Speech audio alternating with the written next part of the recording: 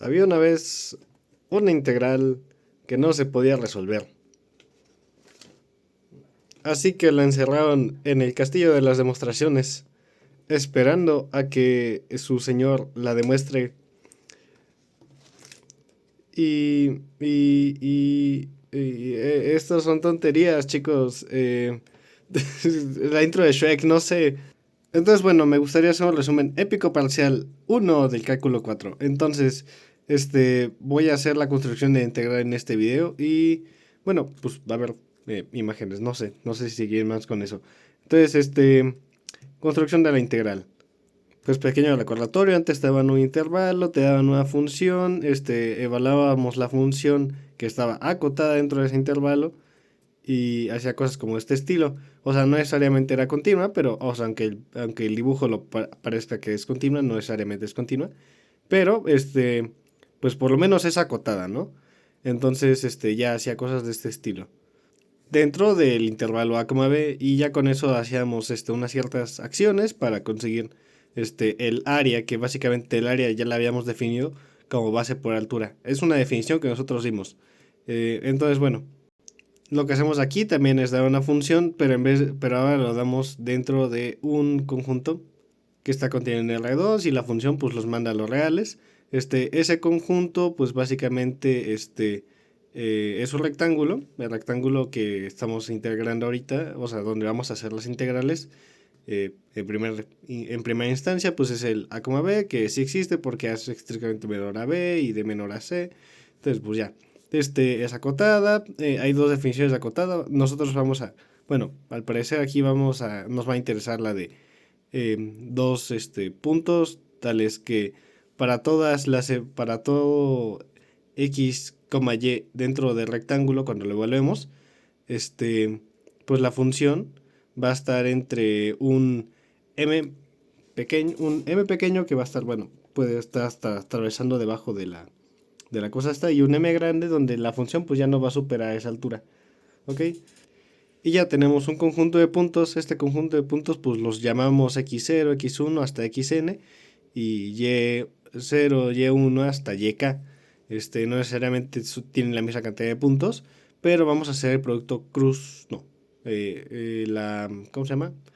Em, es decir, o sea, vamos a tomar este numerito de aquí y lo vamos a meter como en un vector. Entonces va a ser y0 como primera entrada y digo, x0 como primera entrada, y0 como segunda entrada. Después vamos a hacer el y0 el x0 y el como primera entrada y el y1 como segunda entrada. Y así todas las combinaciones posibles entre estos dos conjuntos de numeritos. Entonces, a esto lo vamos a llamar partición de rectángulo A. Y para que sea partición, pues necesitamos que x0 sea igual a A. O sea, este cacho xn va a ser igual a b, y0 va a ser igual a c y yk va a ser igual a d, ¿ok? ¿Que cumplen qué? Bueno, pues es necesario que cuando nosotros demos más valores dentro de este conjunto, ahorita nada más tenemos el y0 y yk, que cuando demos valores, o sea, un xy menos 1 y un xy, o sea, que demos un xy, con que demos un xy, o sea, un valor por aquí o por acá, en cualquiera de estos lados, que diga aquí, en cualquiera de estos lados, o en cualquiera de estos lados, tengamos que el que tenga el índice menor sea un número menor al que tenga el índice mayor, por así decirlo, porque pues va a ser como que le vamos a dar un número aquí y pues eso se tiene que cumplir, de que pues el cero va a ser menor al uno y pues entonces el y1 va a estar más arriba, ¿ok? Eh, y ya con ese conjunto de puntos que nos va a hacer algo como de este estilo, va a ser algo como de este estilo, o sea, un conjunto de puntos, primera entrada x y segunda entrada y, entonces pues ya nos va a hacer como pues, este conjunto de puntos y para cada conjunto de puntos, o sea, para cada punto vamos a conseguir vamos a considerar su, por así decirlo, aledaño y vamos a hacer un rectángulo que tenga como primer intervalo como primer intervalo el x y menos 1. O sea, por ejemplo, en este caso es el x0. Entonces el xy es el 1. Entonces ya consideramos este intervalo. Es que no sé si se dice producto cruz. Le voy a decir producto cruz, perdón chicos. Según yo no es así, pero... y ya después hacemos este producto cruz con el este yj menos 1 yj. Entonces, digamos que el yj menos 1 es el 0 y el yj es el 1, porque pues 0, 1, ¿saben? Entonces, vamos a considerar este rectángulo. Entonces ya, este sería AI, el I en este caso es el X1, y, o sea, viene el X1, o sea, el 1, y después el J viene del J1, o sea, es el A11. Y ya, por ejemplo, el A23 sería así como el intervalo A1, em, digo, X1, X2, o sea, ese intervalo, producto cruz con, dije 3, ¿verdad? Entonces es intervalo Y2, Y3, o sea, este intervalo. Y ya así puedes hacerlo con todos los demás, conectando todos los demás puntos y te va a crear rectangulitos. Entonces, ok. Entonces a partir de eso creamos los MIJs y los MIJs. Cada uno va a ser el, o sea, el MJ pequeño va a ser el ínfimo de las evaluaciones dentro de ese rectangulito. Y el MIJ grandote va a ser el supremo de las evaluaciones de esa función dentro de ese rectangulito. Entonces, similar a lo que hacíamos antes, básicamente checamos todo ese intervalo del x0 al x1. Checamos cuál es el ínfimo de las evaluaciones, en este caso es como este cacho. Esta altura sería el ínfimo de las evaluaciones de la función f. Entonces ya tenemos una altura.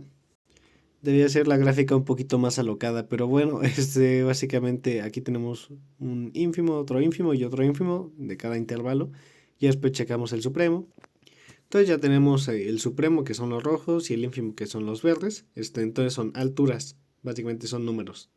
Y ya a partir de eso definimos las sumas por abajo, que básicamente son el ínfimo de las alturas por el área de ese rectangulito que estamos integrando. Entonces básicamente es como en este cacho, en vez de que sea el área del rectangulito es la longitud del intervalo. Entonces aquí la longitud del intervalo es x1 menos x0 y lo multiplicamos por la altura, por el ínfimo de las alturas, o sea, las mi pequeñas, en este caso es la verde. Básicamente sería base por altura. Y aquí estamos haciendo básicamente como base, pero pues la base es un rectángulo, entonces es como área, porque así definimos al área como la como la multiplicación de la longitud de los intervalos que componen ese cuadradito, bueno, en este caso, el rectangulito. Entonces, básicamente va a ser, sería como multiplicar x2 por x1, digo, x2 menos x1 por y3 menos y2.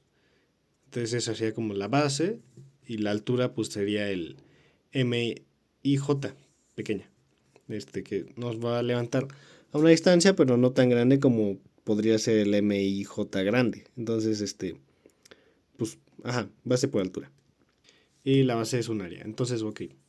Y ya hacemos lo mismo con la suma superior, que pues va a cambiar dependiendo de la partición que tú le des, porque pues esto este, podría ser que, o sea, sería como, aquí nada más tenemos una pequeña partición, pero si diera muchos puntos aquí, chance, las alturas, verdes se parecerían más a las alturas rojas.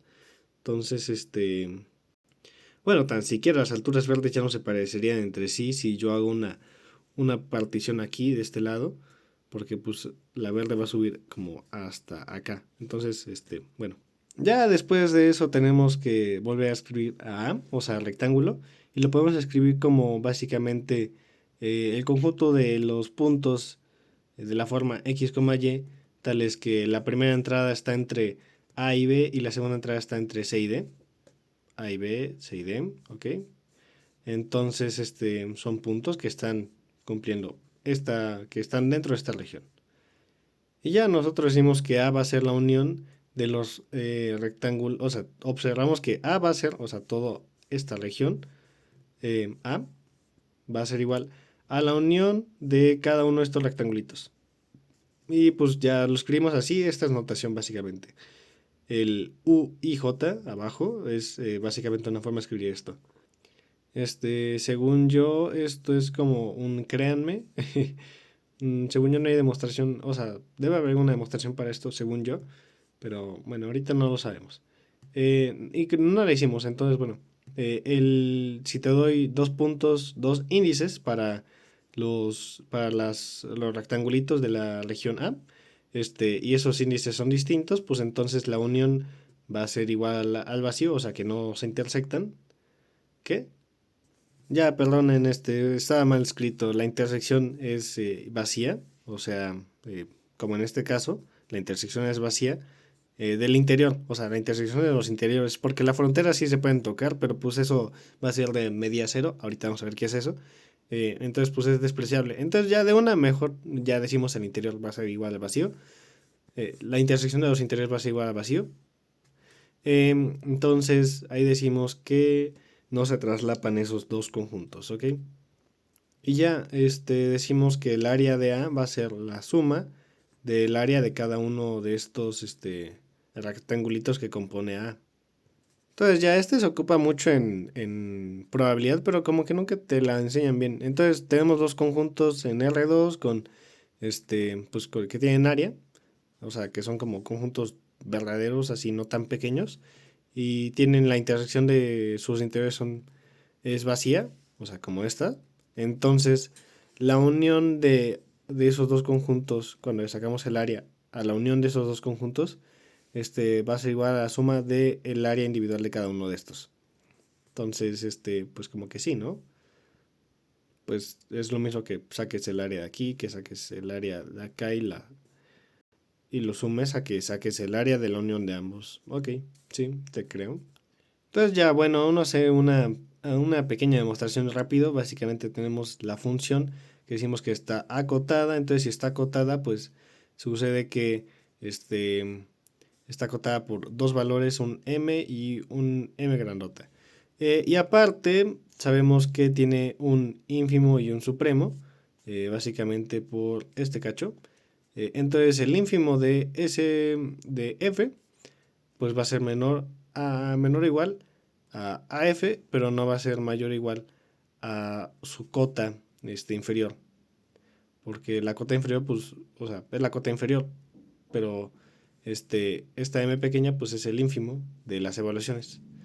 Entonces, bueno, el ínfimo de las evaluaciones se va a cumplir esto. Básicamente, ya después ignoramos este cacho y multiplicamos por el área de A y J, estos dos cachos, y después sumamos ambas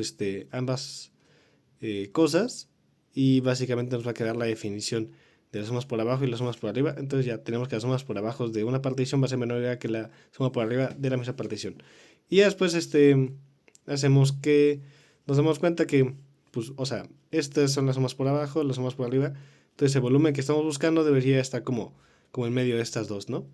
Apoyándonos de la misma idea, básicamente tenemos que la suma por abajo menor que la suma por arriba. Y aparte, pues si no hubiéramos sacado las m pequeñas y las m grandes, pues básicamente ya multiplicábamos por las a y j a este cacho y sumábamos con las a y j, o sea, la suma de los i j del área de las a y j básicamente sería hacer este cacho, sacamos nada más la m por fuera y ya nos queda el área de A. Y eso va a suceder para toda partición de A. Nada más es como una desigualdad. Entonces ya, después empezamos con las refinaciones. Tenemos un conjunto de puntos y hacemos producto cruz de ambos conjuntos de puntos. Esa va a ser una partición y tenemos otra partición llamada Q que va a ser otro conjunto de puntos, producto cruz con otro producto de puntos, que sean particiones del rectángulo A.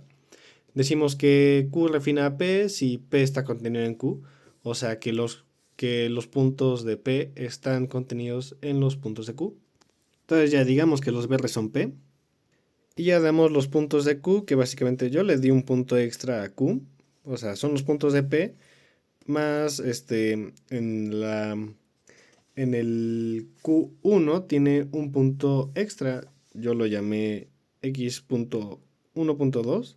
Y ya cuando hagamos el producto cruz con las Y's, nos van a dar como estos puntos. Entonces, básicamente, pues lo que estoy diciendo aquí es que Q refina P, si básicamente tenemos los puntos de P y le agregamos puntos extra o bueno, sí. Y ya esto va a hacer que tengamos regiones todavía más, por así decirlo, eh, pequeñas, porque se están acercando, o sea, antes tenían toda esta distancia y ahora tienen esta distancia pequeña. Entonces ya a partir de eso hacemos más desigualdades. Si Q refina P, entonces se cumple que nos acercamos todavía más a la integral, por así decirlo. La suma por abajo de P va a ser menor o igual que la suma por abajo de Q. Entonces, o sea, la suma por abajo, cuando valemos esta parte, las MI pequeñas se van a acercar, por así decirlo. Entonces, bueno, hice mejor un dibujito. Entonces, la suma por abajo con la partición P, digamos que la partición P son estos verdes, o sea, x0 y x1, y1 y y0, y1, y2. Entonces ya, básicamente te estoy diciendo que cuando hagamos la suma inferior, o sea, que sacamos el mínimo de las evaluaciones de la función f, esta es la función f, pues el mínimo de las evaluaciones dentro de cada intervalo, o sea, dentro de cada rectángulo que formemos, o sea, este sería como el A11 y este es el A12. Básicamente en el A11, pues el mínimo de las evaluaciones de f va a ser esta, esta altura. Entonces ya, esta va a ser la altura y la base pues va a ser básicamente el A11. Entonces el área de A11 multiplicado por la altura y ya la suma, o sea, y la suma pues de la área de A12 por la altura que va a ser este mínimo, este nuevo mínimo. Ya, básicamente tenemos esta parte que va a ser menor o igual a que si le agregamos otro punto. Podríamos agregarle varios puntos. Podemos agregarle puntos en el eje de las X y en el eje de las Y. En el eje de las X pues nos va a quedar igual porque pues es como muy recto. Entonces aquí se pondría el igual. Pero si ponemos un punto de este lado, pues ahora sería básicamente esta suma de volúmenes, la suma con respecto a Q. Perdonen si pongo Y0.1, pero es que no sé qué más poner, sería Y0, Y1, Y2, Y3, o sea, tendría que volver a renombrarlos, pero pues me da flojera, entonces le pongo Y0.1, aunque está mal, chicos, ¿eh? No lo hagan. Y ya, pues básicamente va a ser la misma idea con las sumas superiores y las más, o sea, con respecto a Q y con respecto a P. Y pues ya sacamos otra idea que es básicamente que tenemos un par de particiones, entonces las sumas por abajo de cualquier partición va a ser menor o igual que la suma por arriba de cualquier partición. Eso es fácil de ver porque pues básicamente el ínfimo de cualquier partición siempre va a ser como, o sea, yo tengo cualquier partición y siempre va a ser como algo que va a estar por debajo del supremo de esa partición. Bueno, perdón. Básicamente es como lo de verde era una anterior partición, y era pues cualquier partición que, o sea, una medio arbitraria, entonces, pues con el mínimo, el ínfimo, este, pues como que siempre se ponía debajo, o sea, está debajo del nuevo ínfimo que nosotros sacamos, que era este de rojo. Entonces, pues sí, básicamente, o sea, visualmente es entendible. La demostración, no sé. Y ya también podemos checar que el supremo de las sumas por abajo va a ser menor o igual que el ínfimo de las sumas por arriba. Y si, bueno, ya con eso ya llegamos a la definición de que f es integrable. F es integrable que toma valores dentro del conjunto A que está en R2, o sea, rectángulo. F es integrable en A si el supremo de las sumas por abajo es igual al ínfimo de las sumas por arriba. Y esta es la notación, la integral sobre A de F, que va a ser igual a la doble integral de A sobre F. O ¿cómo se dice? No, la doble integral de F sobre A. Hablo al revés, y ya, pues esta es como que la notación. Y ya con eso, sería la construcción de la integral. Aunque, bueno, después hacen todavía más cosas interesantes, pero esto es por el video de hoy.